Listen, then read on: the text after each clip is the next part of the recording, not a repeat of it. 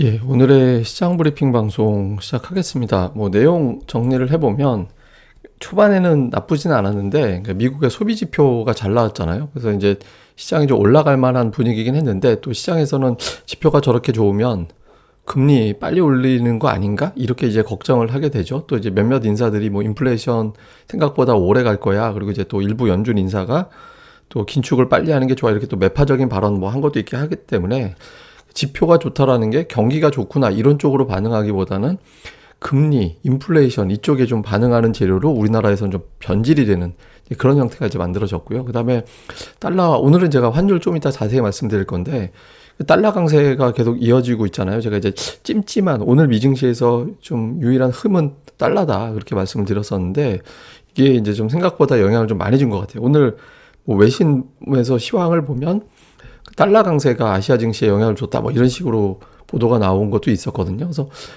환율이 계속해서 이러다가 이제 지금 버티고 있는 아시아 국가들의 환율이 여기서 올라가 버리면 좀 문제가 되지 않을까? 이런 어떤 경계감 이런 것들도 좀 영향을 줬다라고 보여지고요. 그다음에 국내 확진자가 3,200명 육박하면서 원래 수요일이 피크로 나오잖아요. 네, 그렇긴 한데 어쨌든 이게 지금 현상 유지 정도 되거나 조금 완만하게 떨어져 주는 게 자연스러운데 그 위드 코로나 넘어갔다라는 거를 이제 투자들이 생각하기보다는 그냥 숫자가 늘어나는 것 자체에 대해서 좀 걱정을 하잖아요. 그래서 이게 위드 코로나가 혹시 중단되는 거 아닌가? 그러니까 이런 걱정도 좀 일부 투자자들이 했겠죠. 그래서 이 부분에 대해서 매도가 좀 나온 측면이 있고, 그 다음에 이제 미국 문제들. 예를 들면 오늘 이제 중국에서 열리는 동계 올림픽 경기에 그러니까 이제 미국이 인권 문제 때문에 이제 참가를 보이콧할 거다. 이런 내용들이 외신 워싱턴 포스트인가 거기에 이제 보도가 나왔다더라 이런 내용들이 나왔잖아요. 그래서 이거 미중 관계 좋아지는 줄 알았는데 이것도 아닌가 이런 걱정이 좀 나온 게 있었고 또 옐런이 미국의 부채 한도 이야기를 또 꺼냈죠. 15일까지 한도 높여주지 않으면 빚 못 갚는다. 이제 채무 불이행 상태로 가게 된다. 이런 어떤 경고를 또 하면서 맞다. 12월 되면 부채 이야기 또 해야 되는구나. 이런 어떤 기억을 또 투자들이 하게 되면서 또 이제 매물이 나오는 그런 형태를 보였습니다. 그리고 이제 게임 엔터 이런 종목군들이 오늘 거래 대금을 이제 휩쓸었는데 코스닥 전체 거래 대금의 거의 70% 가까이가 게임과 엔터주가 포함된 업종이 거래 대금 그 정도를 차지해 버렸거든요. 그러니까 여기에 이제 안 그래도 예탁금도 없는데 들어온 게 없는데 이쪽에 이제 수급이 집중되다 보니까 다른 종목군들은 매도 수급이 가동하고 이쪽으로만 다 쏠리는 수급 쏠림 현상. 그러니까 지금 또 저쪽에서 빠지면 다른 종들이 와하게 올라가는 시소 장세에 만들어지거든요. 그래서 그런 형태가 좀 만들어졌다라고 봐야겠습니다. 근데 보면 오늘 우리 증시가 아시아 증시 전체적으로 보면 코스피만큼 빠진 데도 없고 또 올라간 나라도 적지 않아요. 대만도 올라갔잖아요, 오늘.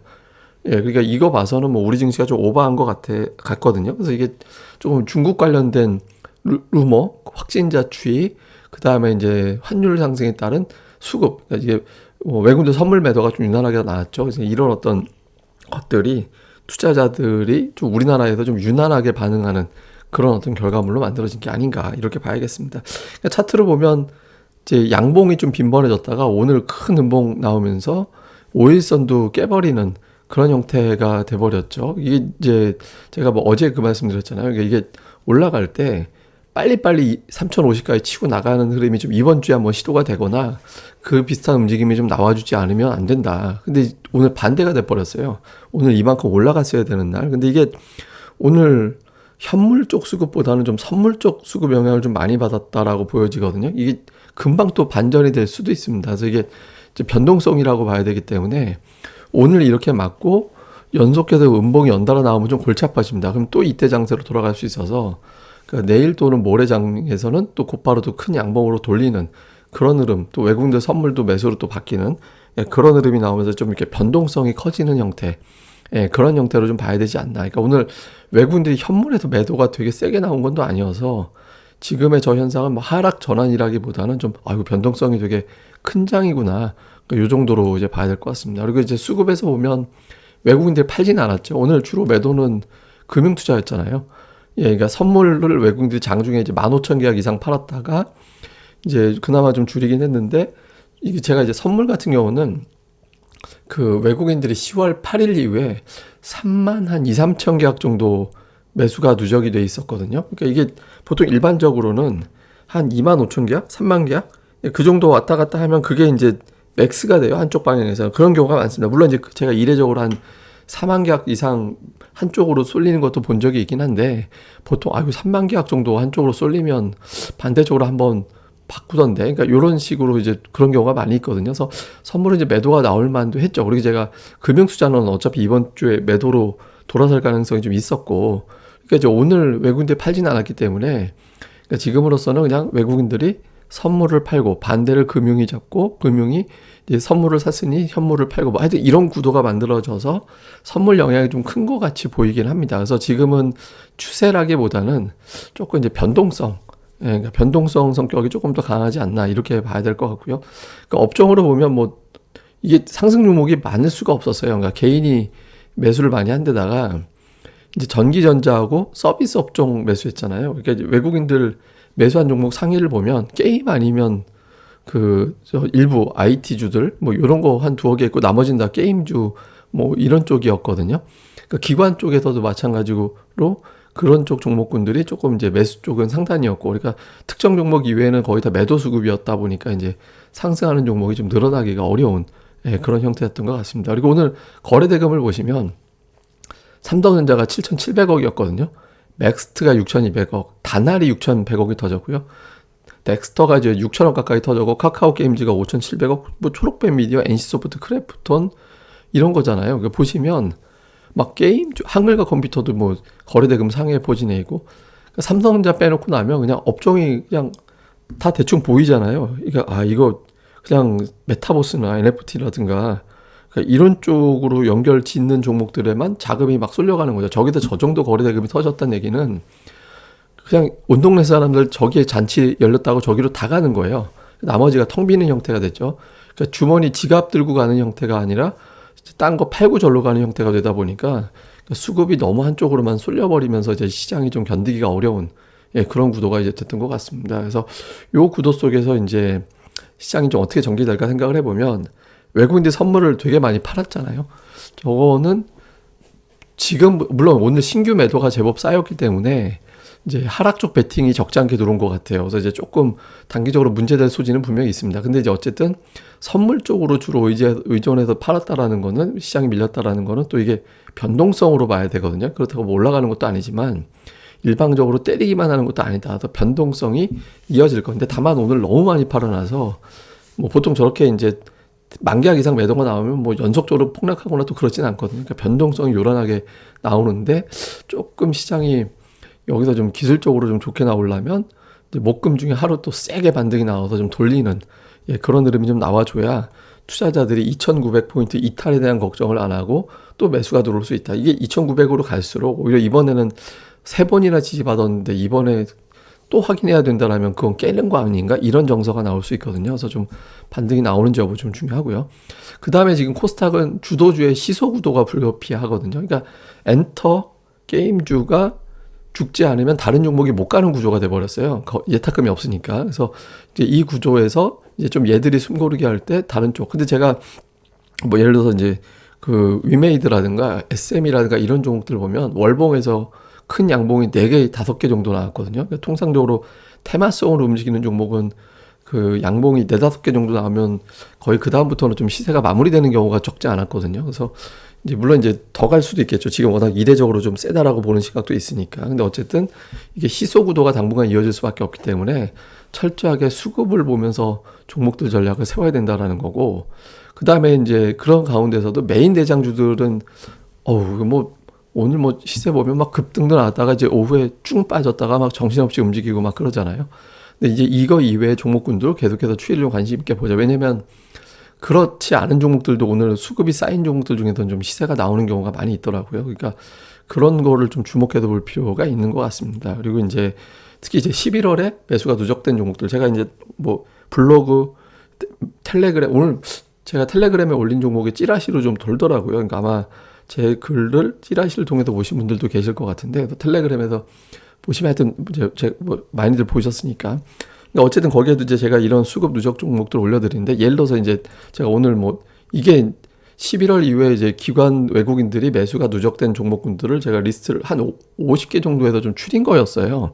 이거 지금 출처죠. 절대 아닙니다. 그러니까 그러니까 50개 중에서 상대적으로 좀 덜 올라 있는 종목군들을 한번 추려봤더니 이렇게 나오더라고요. 근데 오늘 종목들이 대체로 뭐 아난티는 아마 뭐 남북 그 군사 저기 협정을 뭐 파기해야 된다 이런 어떤 대권 후보 발언 때문에 저렇게 밀린 것 같고, 그러니까 대체로 보면 종목들이 플러스가 나 있는 경우가 좀 많이 있잖아요. 그러니까 여러분들도 한 일주일, 이주일 이런 식으로 이제 기관 외국인들의 누적 매수 종목들을 추려가지고 자꾸 이제 이런 쪽 종목에서 이거 수급은 유지되는데 주가가 눌렸네 뭐 이런 것들 좀 관심을 두면서 좀 체크해 놓는 그런 전략도 같이 세워볼 필요가 있는 것 같습니다. 그래서 시장은 그냥 좀 변동성이 커진다 이 정도로 계속 보시면서 지금은 시장보다는 이제 종목 수급에 집중하자 이 정도 보시면 될 것 같습니다. 그 다음에 이제 오늘 공부할 거는 이제 환율인데 이 달러 인덱스입니다. 달러 인덱스가 계속 올라가는데 최근에 양봉이 좀 크게 나오고 있죠. 월봉으로 보면 지금 이런 형태거든요. 지금 굉장히 세요. 지금 올라가는 강도가. 그래서 이게 그 달러화가 강세를 보인다라는 거는 자금이 미국으로만 간다, 안전자산으로만 간다. 그러면 신흥시장은 불리해진다. 그러니까 이런 상황이 연출될 수 있잖아요. 그래서 달러 강세에 대해서 좀 긴장감이 있고, 요게 외국인들이 또 달러 강세 나올 때마다 선물을 매도해가지고 수급이 좀 교란되는 그런 현상이 나오게 되거든요. 그래서 요걸 좀 당분간 좀 주목해서 봐야 되는데, 달러가 왜 강세를 보이는지 좀 생각을 해보면, 미국이 이제 테이퍼링 시행하고 내년도에 금리 올린다. 그러니까 달러가 귀해질 거야. 그러니까 미국에서 이제 달러를 좀 회수하는 듯한 어떤 움직임이 있으니까. 그 다음에 또 하나는 뭐냐면 상대적 개념의 유로화. 그러니까 이제 유로화가 전체 달러 인덱스 구성에서 50%가 유로화가 비중이거든요. 그러니까 유로화가 약세를 보이면 달러가 강세를 보이게 돼요. 근데 유럽은 상당 기간 부양 정책을 유지한다라고 했기 때문에 달러는 내년부터는 조금 뭐 덜 풀리게 되는데 유럽은 계속 푸는 게 되니까 유로화 약세 달러 강세 구도가 만들어지게 되잖아요. 이런 요인들 하나. 그다음에 일부에서 경기에 대한 어떤 걱정을 하니까 경기 둔화될 때는 투자보다는 현금을 또 이제 선호하게 되는 측면이 있죠. 그러니까 이런 부분들이 달러 강세를 초래하는 그런 요인으로 보거든요. 또 일부에서 뭐 러시아, 뭐 우크라이나, 뭐 이제 전쟁 가능성 뭐 이런 것들도 들기도 하는데 그건 뭐 이렇게 큰 비중은 아닌 것 같고 큰 줄거리로 보면 요 세 가지 정도 됩니다. 근데 여기서 하나 봐야 되는 게 유로화거든요. 유로화는 이게 약세죠. 올라가 버리면 되게 약세. 유로화가 유난하게 요즘 약해요. 근데 반면에 이거 위안화거든요. 위안화는 되게 굳건해요.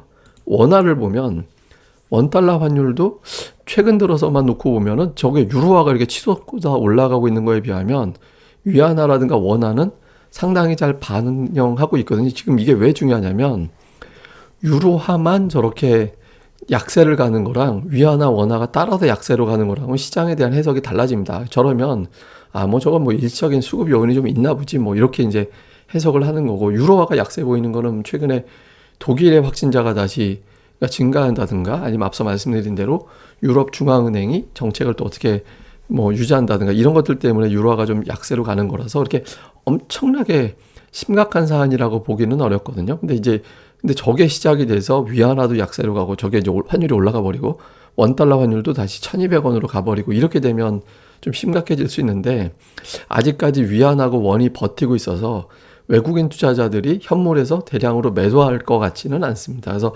요거는 이제 아직은 주의는 하되 시장에서 뭔가 뭐 공습 경보가 울렸다 이 정도까지는 아닌 것 같아요. 근데 일단 달러 인덱스가 계속 올라가면 어쩔 수 없이 원화로 딸려서 올라갈 수도 있기 때문에 이제 환율 부분들은 좀 체크해서 보실 필요가 있고요. 지금 이제 달러 인덱스 제가 추이 그려드렸는데 요거 뭐냐면 달러화가 갑자기 막 치솟아 올라갈 때, 달러 인덱스가 막 올라갈 때 요 크게 줄거리 만들어졌던 사례들을 제가 꼽았는데, 그럼 이때 우리나라 코스피가 어떻게 됐느냐 보면은 그렇다고 이렇게 막 빠지지도 않았어요. 그러니까 빠지는 구간이 이제 사이사이 보면 이렇게 좁게 보면 요렇게 이제 빠지는 구간들이 있긴 있어요. 그러니까 있긴 있는데 크게 뭐 대세로 엄청나게 그 기간에 폭락을 하거나 그런 사례는 2008년도 정도를 제외하고는 사실 없었거든요.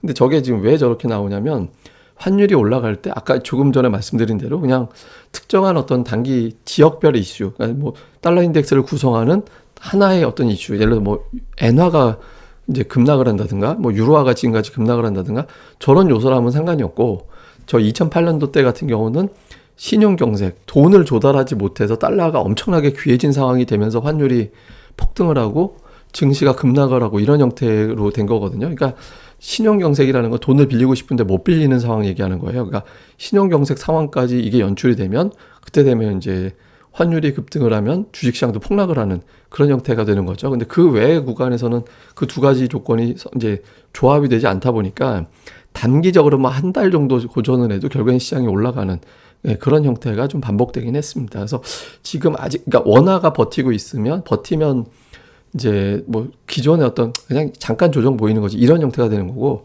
여기서 원화가 올라간다. 원화 올라가는데 이제 어떤 형태로 반응하면 문제가 되냐면 주 2% 이상 올라가고 한 주에 그리고 그 다음 주에 또 올라가고 이런 뭔가 생긴 거예요. 한 주에 2% 올라가고 원달러 환율이 다음 주에도 또 올라가고 이런 형태가 되면 이거 뭔가 터졌구나. 이렇게 되면 좀 시장이 심각하게 반응합니다. 그러니까 근데 그 정도 이내에서는 좀 버티는 쪽으로 가니까 환율은 그 정도를 기준으로 두고 이제 좀 판단하시면 되지 않을까 이렇게 봐야겠습니다. 근데 이제 환율이 이렇게 급등하면 좀 시장에선 대형주들 찍어 누르는 형태가 나타나요. 이게 이제 환율이 이렇게 올라가는 구간에서 외국인들 선물 매도가 이렇게 나오면서 지수가 좀 빠지는 그런 형태가 나오거든요. 환율이 쭉 올라갈 때 외국인들 선물 매도가 이렇게 툭툭 튀어나오는 그런 경우가 좀 있습니다. 근데 이제 어쨌든 뭐 선물 매도는 또 금방 또 나중에 또 돌리게 되는 거라 그냥 환율 때문에 오늘 외국인들이 좀 반응을 했는데 지금은 원화가 버텨서 괜찮은데 혹시라도 원화가 주간으로 2% 이상 올라가고 그 다음 주에 또 올라가고 이러면 아이고 뭔가 좀 안 좋은 게 터지고 있구나. 그러니까 이게 그렇게 이제 판단하면 된다. 요 기준을 놓고 그렇게 이제 시장을 좀 챙겨 보시면 되지 않을까 이렇게 말씀을 드리겠습니다. 그럼 또 오늘 하루 또 잘들 보내시고요. 저는 또 다음에 뵙겠습니다. 그리고 오늘도 좋아요와 구독하기 많이 부탁을 드립니다. 감사합니다.